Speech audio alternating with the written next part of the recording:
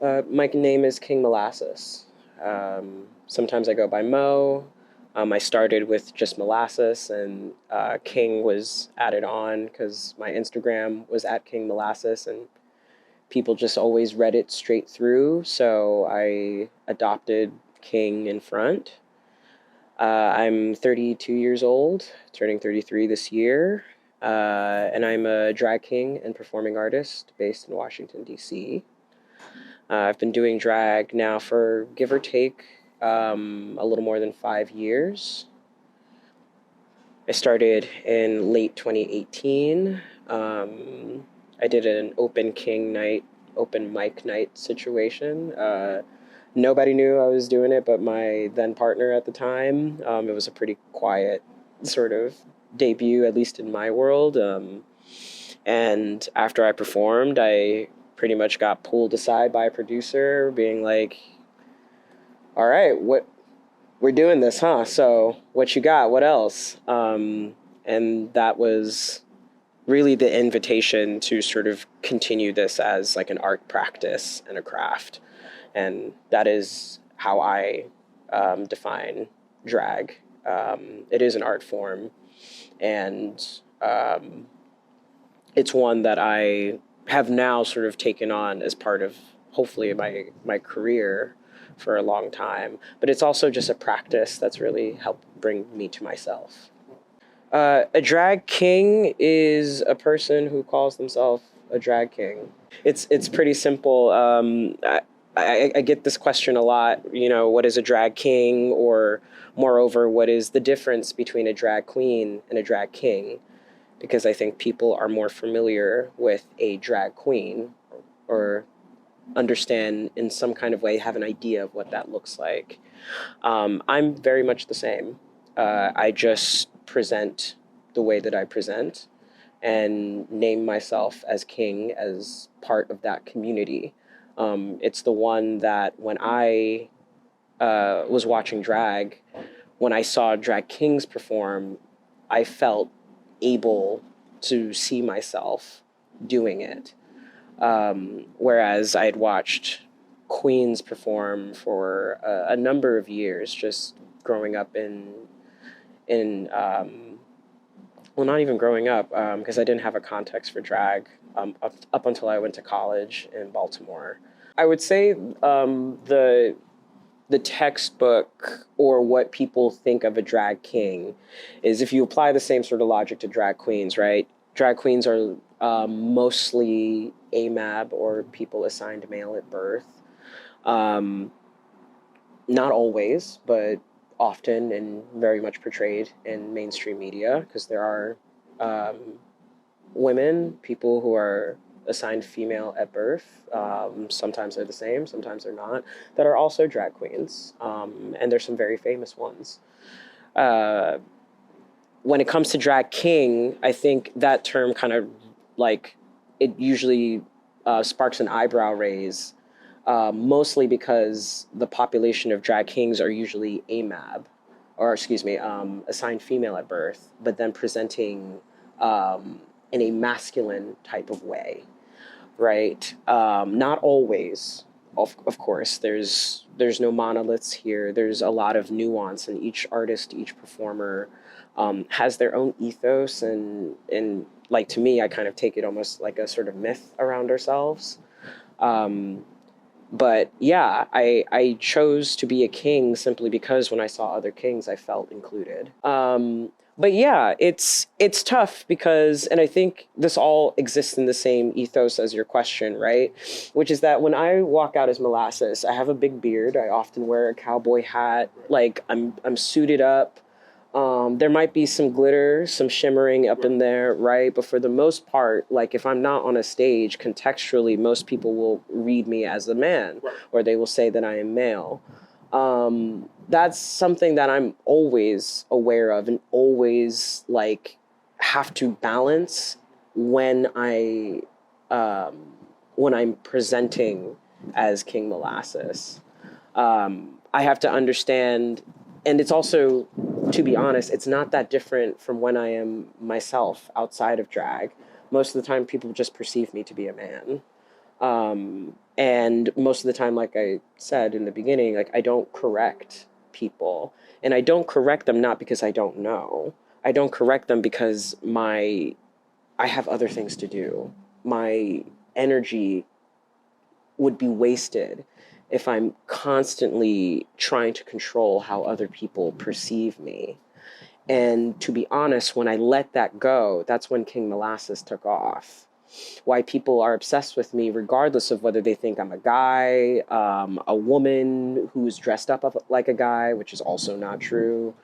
Um, People are connecting with something about me or my performance.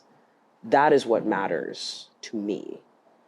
And it matters to me not necessarily in a public facing way. I'm not trying to be altruistic. I'm not saying like, I'm here to change your mind. I'm not here to expand your world. But in my expansion as being King Molasses, I offer you an invitation to think differently about how you see and receive other people in space. That is drag for me. You know, I was raised a child of immigrants, the first girl. That's every day. People's assumptions, their judgments, their guesses, their estimations of people often reduce who we are and our intentions. I don't think anyone is free of that dynamic, that tension, right? So like I asked you because I honor that for you. And I am a person that because I do this work, my sort of ethos around drag is my ethos in life, right? Because at the end of the day, like I said, when I take all of it off, when I walk outside, I'm still aware and still prioritizing my safety given how people may approach me based on who they assume I am when they look at me. Most people just assume that I am just, this is boy drag. And like I said, if you assume it's boy drag, and you're still sitting and you're watching the whole routine, this boy drag is going to look different than any type of boy drag you've ever seen because it's not that. You know, it's not important for me to be right. It's not important for me to make sure that everyone leaves with a particular lesson learned. Like, it's up to you all if you want to open your eyes to see the fullness of what being a human can be. But as it were, I am none of those things. I was born and I understood myself to be a girl until that understanding was not correct and not in alignment with who I actually was. That was prior to drag. Within drag, it's only strengthened, to be honest. I think the ability to put something on and take it off really helps. The famous adage that RuPaul says is like, we're all born naked and the rest is drag, right? It is a really great quote because literally everybody's performing all the time, right? We just decide to make this a practice. And that's why I say that's why I say drag is an art form. Some people think drag is a way of life. Some people use drag as a way to find who they are. There are a lot of narratives around people who are trans who enter into drag and find safety in that space in order to explore their full personhood. I don't seek or wish to gatekeep anybody who comes into drag with their own prerogative. I think that's what makes this whole thing work. This is how I was able to enter, right? Because when I saw one type of drag, I was like, this is great to watch. This does not center me. When that context shifted, it did. And that speaks to like art, like people have their favorite basketball teams or their favorite their favorite franchises in sports. People have where they're from, how they represent it, the way you talk, all of those things kind of come in, and you can bring that into so many facets of your life, or it can just be you, you know? So yeah, I think a lot of people have asked me in lieu of the dirty show. Like, what's it like to be a king? Like, how do you feel? Is it different? Like, you're always by yourself? Like, are you always by yourself? I don't really see. I've never really heard of a king before. I'm pretty used to that at this point, but I am excited also for people to understand that it's not that complicated. That this, in fact, is what we all do. I'm just kind of saying the quiet part out loud with the way that I look and the way that I move, with the music that I choose. I do songs by everybody. My personal understanding and belief is that Black people own all music. I do music by white people, white women. Stevie Nicks is one of my favorites, for real. I love Feist. And then the next night I'll do Ludacris. I don't care. I love music. I'm a fan of music. I'm a fan of emotions and strength, right? I'm a fan of femininity. To be honest, when you watch my performance tonight, you're going to see a lot of feminine movements that no one will really clock that way because, again, they're caught up usually in the spectacle of the transformation or my presentation as someone who is masculine. But my hands are on my hips, you know? I'm walking with the shimmy. Like, I wear sequins. I like to shine. These are feminine things. I have no fear of leaning in or exalting my feminine as a drag king, which I think is also unique to the narrative and the understanding that people have when they think of a king. I'm always preparing. I wish I lived a life where I had like dedicated time during the day, studio space to sit, to ideate, and then practice choreography. Oh, I'm okay right now. Thank you. Yeah, like I said, I wish and I do hope to live a life where I can sit, go to like a dedicated studio or practice space, do blocking for my routines, like set choreo. But as it is right now, my preparation for drag is that I'm a headphone kid. I always have my headphones on. I listen to music every day almost, like just several hours a day. And I think a lot of drag artists, I guess if you are a drag artist that centers performance, live performance, music is your bread and butter, vocals, sound. So all like in preparation for a routine or an act, when I have one, I identify a song. I usually do so pretty quickly. That's usually the best case scenarios when I know exactly what I'm going to do as soon as I get an offer. When I don't, it usually is just like, oh, I got to think this through. And then I got to go through all my playlists and sort of sit and think. But for a show like The Dirty Show, I knew pretty quickly what I was going to, at least one of the routines that I was going to do. It's one that I had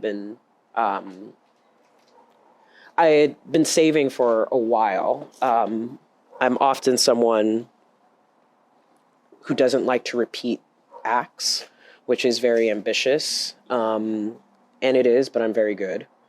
And I am. You're going to see.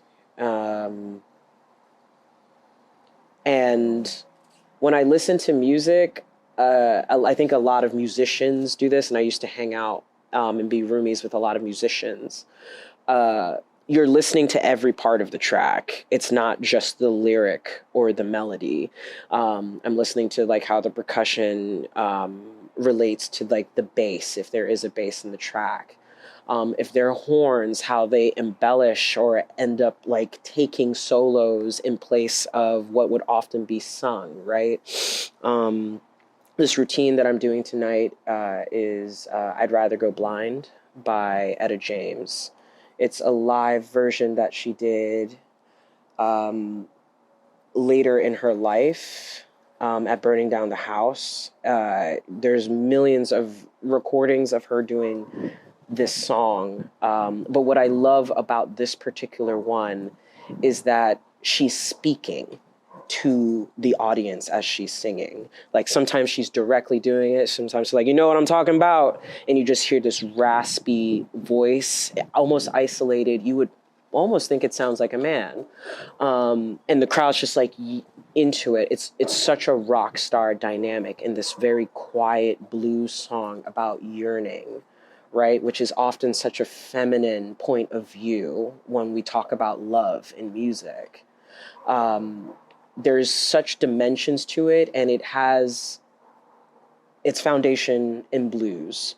So for my character, if I call myself a character, that often dons a sort of like cowboy, a little like dark hero aesthetic, that came to my mind immediately as a great marriage. It's also a song about sex, like straight up. It's literally, I would rather go blind than to see you leave me for another girl, right? And if you're going to leave me, I'm thinking about all the good times that we had. Like, that is strong to me. And as a drag king, I find that, like, that is very intriguing to me. That's a fun space to play in. I would argue that it is both very masculine and very feminine if we want to categorize them in that way without compromising either one. I think some of the greatest female vocalists of all time manage that super well. Stevie Nicks, Tina Turner, Etta James, Diane Warwick. These just constant, so many, Shaka Khan, Sheila E. Like, we can keep going, especially in Black women as well. Like, these people are so strong with their emotions that when you listen to their music, I listen to the fullness of it. And my goal tonight is to capture the fullness of Etta's emotions when she'd say, I'd rather go blind than to watch you walk away from me. So that's the goal. That's how I am. When I'm at my best, I'm relating to the song on an incredibly personal level. I don't do songs that I don't like. I don't take requests. But I also happen to like a lot of different sounds and a lot of different types of music. So the practice is literally listening to the music so much and then ideating and brainstorming, how do I look when I'm saying this lyric in my head? And then usually in the times of COVID, I'm wearing a mask. I'm usually lip syncing, like in my mask constantly, so most people don't see me and it doesn't freak them out. But I'm usually mouthing lyrics when I'm at the gym. In the mornings, I try to go on a treadmill for like at least 30 to 45 minutes and just listen to my tracks before I start the day. I find a lot of drag performers are scrappy. Like we work other jobs too, so we got to like fit in where we can practice wherever we can. So it doesn't look like I'm always necessarily, it's not like a blocking, sit down, here's this dance routine. Like, it's very much finding the music and the music finding me. Yeah, I can be found on Instagram at King Molasses, Twitter as well, or X. That app scares me, but I'm there. King Molasses on all platforms as well. I'm super excited that at the end of the month I'll actually be performing with Sasha Velour from RuPaul's Drag Race in New York. So I'll be performing on Nightgowns. So if people want to stay tuned, they can go to Sasha Velour's YouTube and Instagram to see more of my performances. They can also obviously follow up with The Dirty Show as well to look at more details from me. I perform everywhere all over the country. I'm looking to, honestly, I'm not shy about it. I'm really good at it, and I'm looking to make it big. So I hope that it's pretty easy to find me by by the end of the year for sure.